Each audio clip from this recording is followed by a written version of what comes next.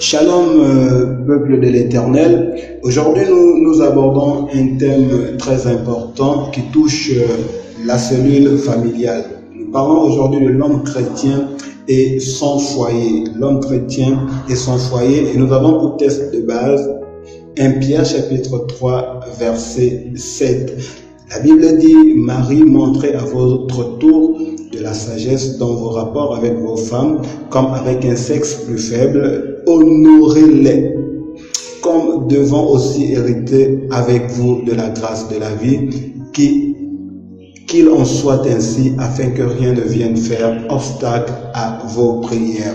Bénissons l'Éternel pour cette occasion de plus qu'il nous accorde afin de parler de son nom. Nous bénissons toute personne qui écoutera ce message, que véritablement le but pour lequel l'Éternel a révélé ce message à son serviteur, le but pour lequel l'Éternel a inspiré ce message, qu'il s'accomplisse dans la vie de tout un chacun. Tout d'abord, nous voulons considérer le livre de Genèse, Genèse chapitre 2, verset 7. Nous voyons bien que l'homme a bel et bien été créé avant la femme. Et à ce titre, nous comprenons que l'homme est l'aîné de la femme. Et l'homme étant l'aîné de la femme, d'une manière générale, un aîné a des devoirs envers les plus petits. Par exemple, l'aîné doit veiller sur les plus petits, l'aîné doit aimer les plus petits, l'aîné doit être leur modèle. Ce sont là quelques responsabilités de l'aîné de manière très simple, de manière générale, dans la vie quotidienne. Maintenant, nous parlons ici de l'homme chrétien et son foyer. Ça veut dire que l'homme n'est plus simplement, on n'est plus en face de l'homme simplement et de la femme, mais plutôt d'un couple, donc d'une seule chair, selon Genèse chapitre 2, verset 23. Quels sont les devoirs de l'homme envers la femme? D'abord, en tant qu'aîné, nous avons vu les devoirs de l'aîné envers le plus petit. Et là, nous voyons les devoirs maintenant de l'homme, simple homme, envers la femme. Ça veut dire que lorsqu'on n'est plus un simple aîné, on est plutôt l'époux. Les devoirs deviennent encore plus importants que ceux du simple aîné. Il devient le maître du foyer. Il réfléchit désormais pour plusieurs et non pour lui seul. Maintenant, là, ce n'est qu'un couple simplement parlé, un homme et une femme, simplement, voilà, un couple, ça peut être un couple mondain, ça peut être un couple chrétien. Et nous remarquons que maintenant, quand nous sortons du cadre du couple de manière générale à couple chrétien, là encore, les responsabilités de l'homme deviennent de plus en plus importantes. L'homme doit avoir une certaine attitude pour la réussite de son foyer en tant que couple chrétien.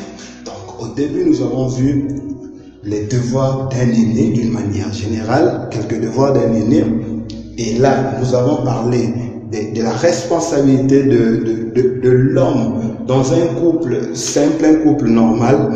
Et là, nous sommes au niveau du couple chrétien, donc de l'homme chrétien et de son foyer. Étant un couple chrétien, donc, nous l'avons dit, l'homme doit avoir une certaine attitude pour la réussite de son foyer.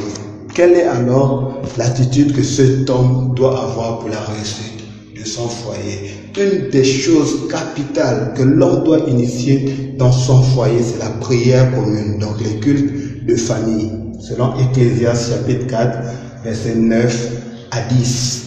C'est à l'homme de prendre l'initiative des cultes de famille, lui étant le maître de la famille. Donc nous lisons rapidement Ecclésiaste chapitre 4, versets 9 à 10. Que nous disent les Écritures?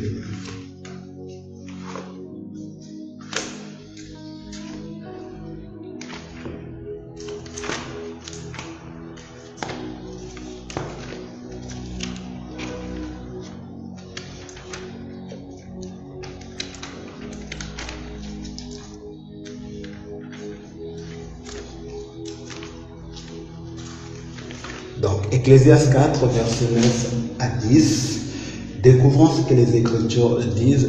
2 valent mieux que 1 parce qu'ils retiennent un bon salaire de leur travail. Car s'ils tombent, l'un relève son compagnon, mais malheur à celui qui est seul et qui tombe sans avoir un second pour le relever. Il est très important en tant que chef de famille d'initier ces temps de prière en commun, ces cultes de famille afin de donner de la force à son foyer, afin d'affermir les plus faibles dans le foyer. N'oublions pas que la femme est vue comme étant l'être faible, l'être à protéger. Donc, lorsque le foyer est spirituellement soutenu par l'homme, il est évident que ce foyer soit solide, contrairement à des foyers où ce sont des femmes qui prennent des initiatives de prière, des initiatives de culte de famille. Amen. La deuxième chose que l'homme chrétien doit faire dans son foyer, être heureux de sa femme. Proverbe 18, verset 22.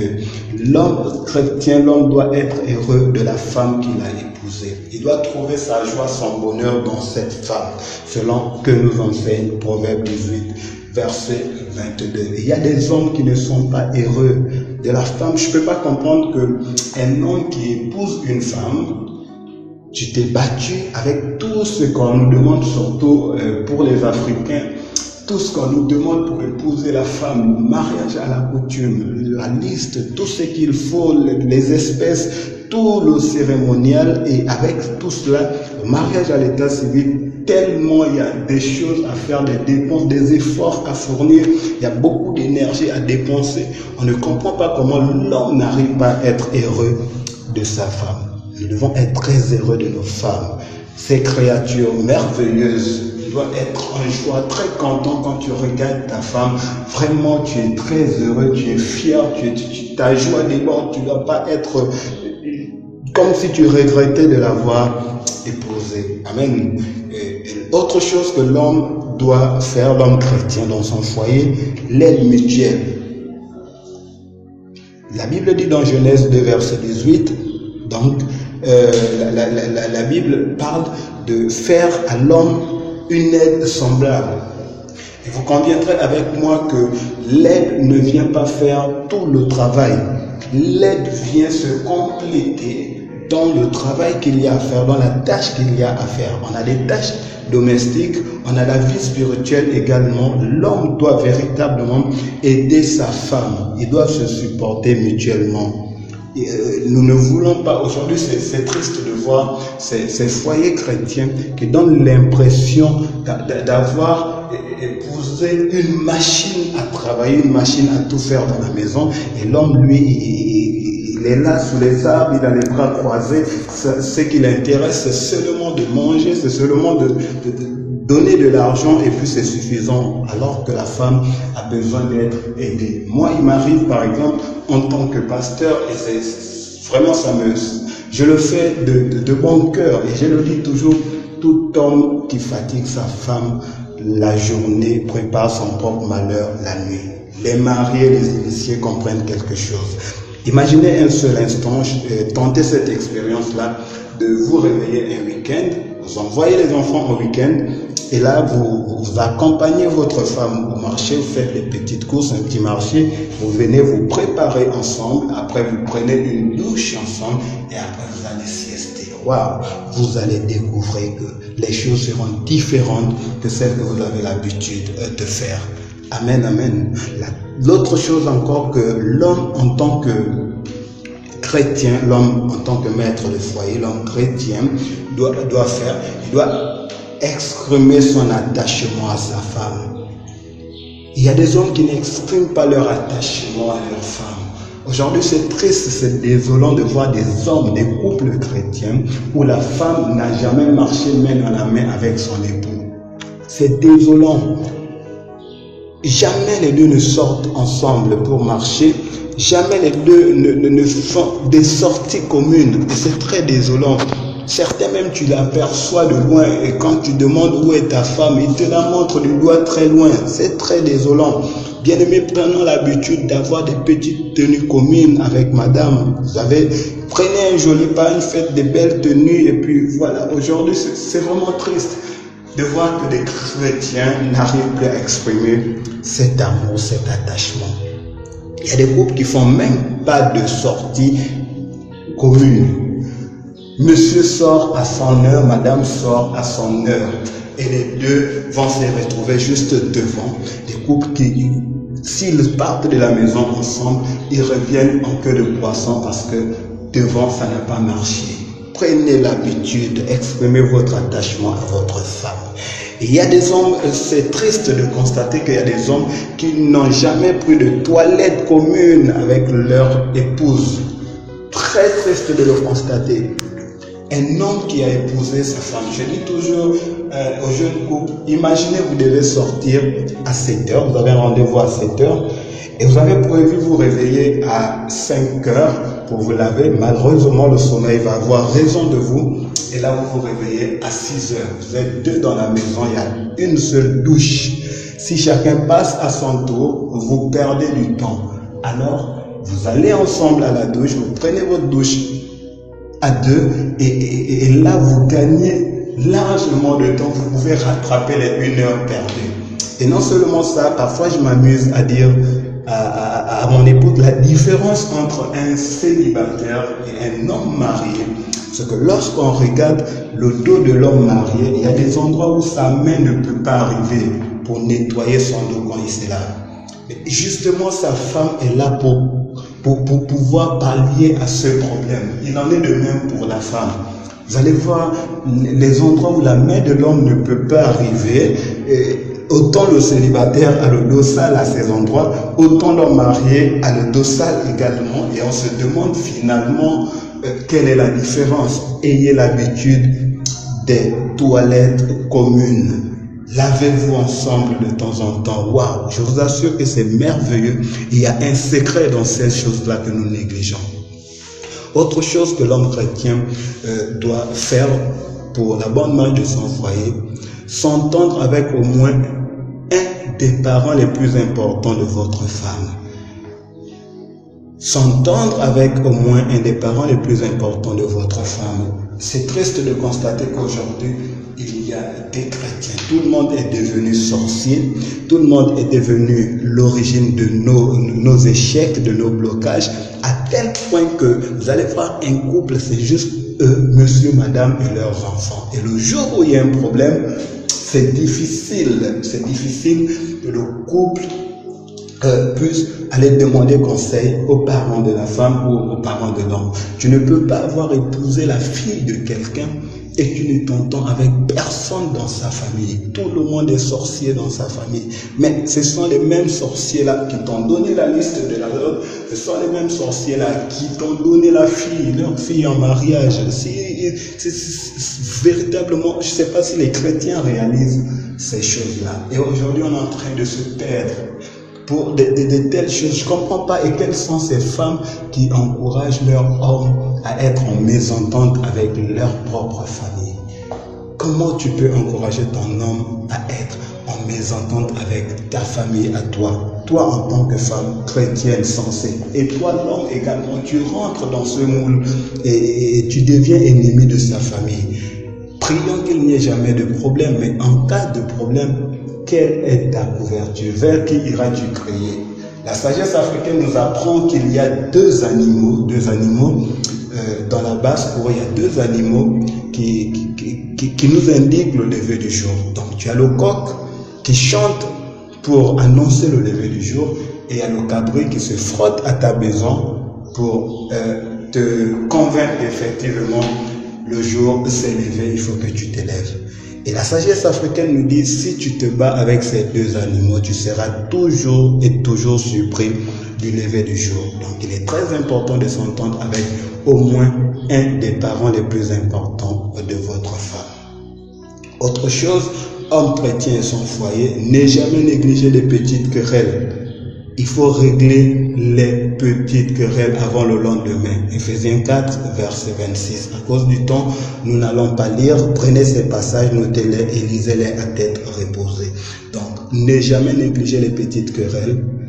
Il faut les régler avant le lendemain. Et je dis souvent aux jeunes chrétiens, vous savez, le serpent, le dragon dont parle la Bible dans le livre d'Apocalypse n'est autre que le petit serpent qui a trompé Adam et Ève dans le livre de Genèse. Mais comme il n'a pas été tué, il a eu le temps d'évoluer. Souvent, ce qu'on néglige, on se dit c'est juste un petit problème, ça va passer avec le temps.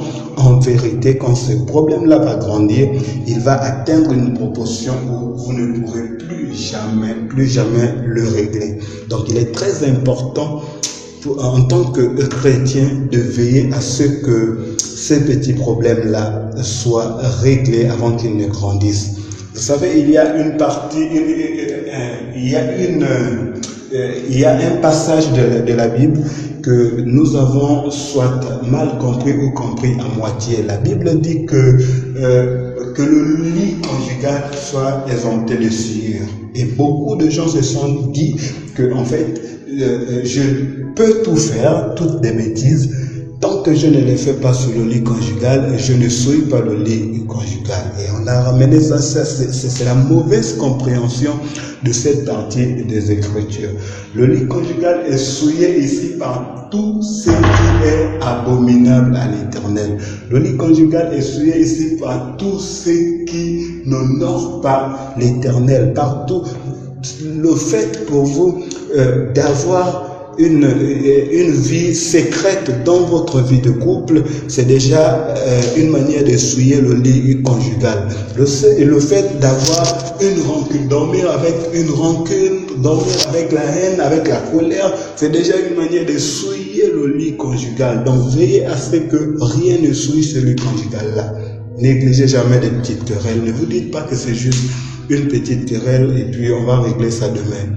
Vous ne savez pas ce que cela peut entraîner à votre couple. Autre chose encore, la communication. Et dans la communication, il est important souvent de choisir où et comment faire des reproches à votre femme. Il est important de connaître où et comment faire des reproches à votre femme. Avant de faire un reproche à votre femme, posez-vous la question de savoir si, avec des mêmes thèmes, dans le même milieu, quelqu'un venait à me faire un reproche, comment est-ce que je le comprendrais? Et je le dis souvent, les mots ont une certaine valeur en fonction du milieu dans lequel ils sont prononcés. Faisons très attention.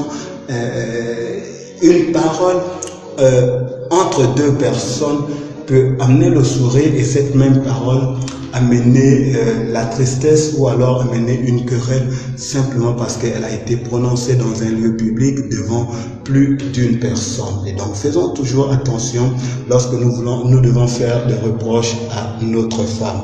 Il faut connaître aussi la vie de votre femme sur la prise de décision.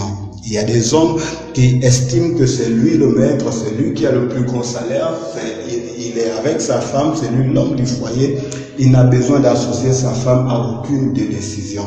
Malheureusement pour ces hommes, ça ne peut pas marcher comme ça. Un jour, alors que je donnais cet enseignement dans une église, il y a un homme marié, chrétien, fervent chrétien, ancien d'église, il m'a dit que, pasteur, moi, j'ai acheté ma moto moi-même avec mon argent et je ne vois pas pourquoi je devrais demander l'avis de ma femme si je veux l'offrir à mon petit frère.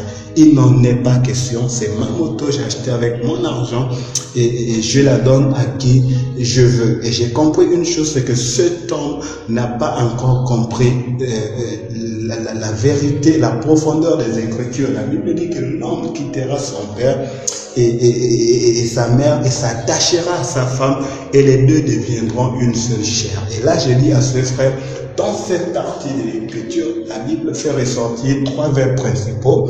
Il y a le verbe quitter, il y a le verbe s'attacher et il y a le verbe devenir.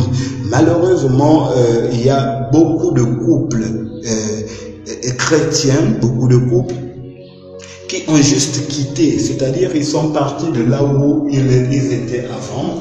Aujourd'hui, ils sont dans un nouveau quartier, dans une nouvelle maison, ils sont plus sur le terrain familial. Après le mariage, ils ont déménagé, ils ont juste quitté quelque part pour quelque part d'autre. Et là encore, il y a d'autres qui vont plus loin, qui sortent de quitter et qui s'attachent. S'attacher, c'est-à-dire créer un lien.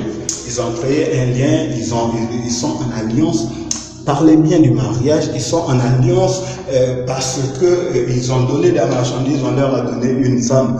Donc, ils ont quitté et ils se sont attachés, le lien a été créé, mais cela ne suffit pas parce que il y a la dernière étape qui consiste à devenir une seule chair.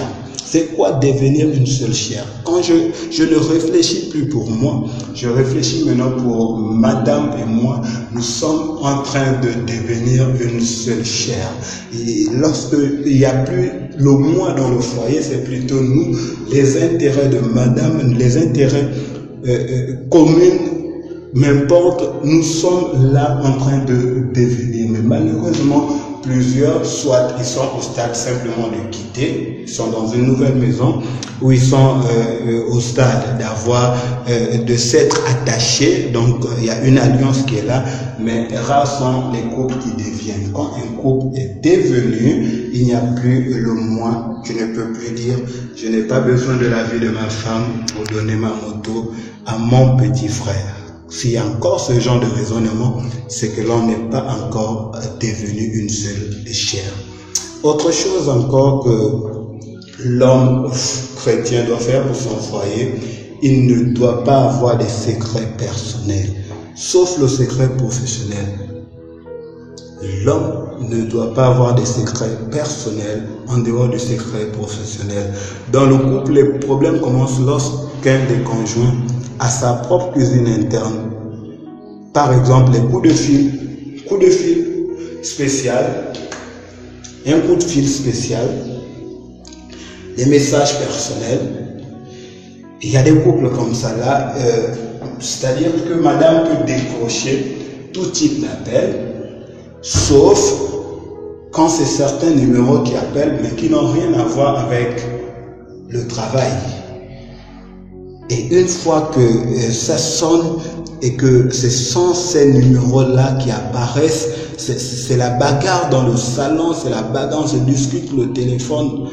Et non seulement cela, les messages, les conversations en cachette. Certains, même aujourd'hui, avec les nouveaux téléphones, tu n'entends pas le bruit du téléphone, tu vois juste une petite lumière dans le noir et là, monsieur vient de recevoir un message qu'il doit lire secrètement. Il y a des hommes attachés à leur téléphone partout, ils dorment sur leur téléphone, ils dorment, ils l'amènent partout où ils passent pour que madame n'ait pas accès. Et un jour, je disais à mes parents, il y a une de mes sœurs qui va m'appeler et c'est madame qui va décrocher. Et là, elle va me dire un jour après, mais pourquoi toi quand on t'appelle, c'est presque toujours ton épouse qui décroche le téléphone. Et je lui ai dit, petite sœur, ce jour-là à la mairie, lorsque le maire m'a demandé quel régime, j'ai dit monogamie bien commun, vous avez tous acclamé, personne ne s'est levé pour dire sauf son téléphone. Vous avez acclamé et depuis ce jour, vous avez tout donné à mon épouse jusqu'à mon téléphone parce que personne ne s'est levé pour dire oui, bien commun, mais sauf son téléphone. Donc, autant la voiture qu'on a est un bien commun, la maison qu'on a est un bien commun, autant mon téléphone aussi. C'est même notre tout premier bien commun. Et là, elle a rigolé, elle était dépassée. Amen.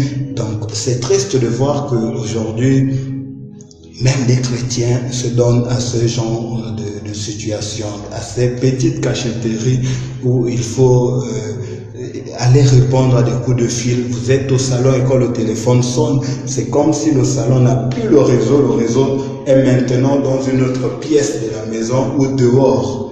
Lorsque de tels comportements s'installent dans le foyer, je dis toujours à ma femme, l'adultère, avant d'être un acte, est d'abord un comportement et d'abord une attitude. Amen. Et donc, en tant que chrétien, si vraiment tu vis comme ça là, frère, il est mieux pour toi de régler cela, sinon ça va beaucoup entacher ton foyer. Ça peut créer des crises de confiance et vous allez de discussion en discussion.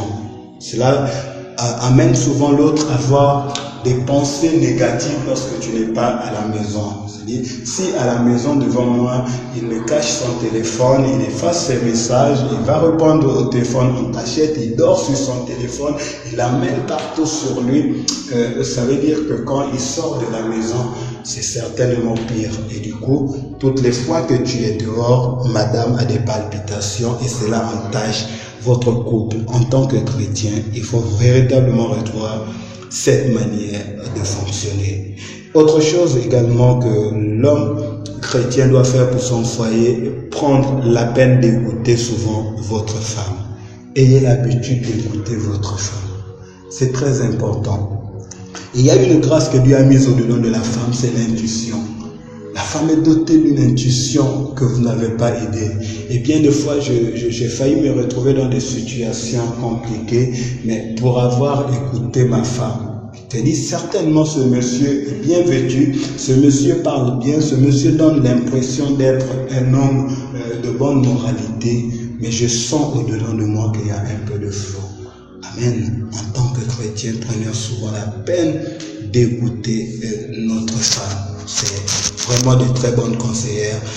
La plupart des grandes entreprises ont toujours été gérées par les femmes. Donc, lorsque l'homme arrive en tant que chef d'entreprise et qu'il est dépassé d'une situation, en général, il va renvoyer le problème à demain. Et quand il arrive à la maison, il demande conseil à madame. Le matin, c'est ce que madame a dit qu'il viendra vous dire au travail. Sauf que le monsieur ne dira jamais, voilà ce que madame m'a dit. Beaucoup de femmes ont toujours géré dans l'ombre. Et vous savez que les coups les plus terribles réussissent ou échouent avec la femme. Prenons l'habitude d'écouter nos femmes. Il est très important. Elle n'est pas seulement une aide dans les tâches, elle est également une aide dans la réflexion, dans la conception. Amen. Autre chose encore, ne pas prendre sa femme pour un souffre-douleur. Ne pas s'aigrir contre sa femme. Colossiens 3, verset 19. Il y a des hommes, lorsqu'il a un petit souci, c'est madame qui va en payer les frais.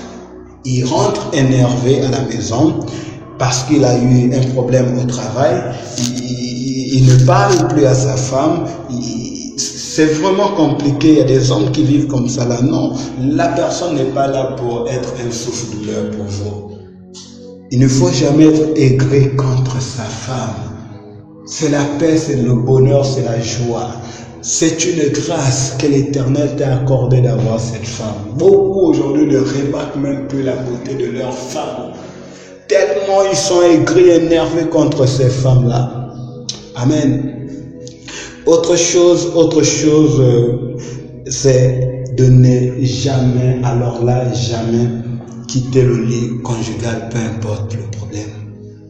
Il est plus facile de régler un problème de couple lorsqu'ils sont encore sur le même lit que de régler un problème d'un couple qui s'est déjà séparé, où madame est déjà dans la chambre des enfants. Pire encore, si elle est partie de la maison pour chez ses parents. Et souvent, il y a cette erreur à ne jamais commettre.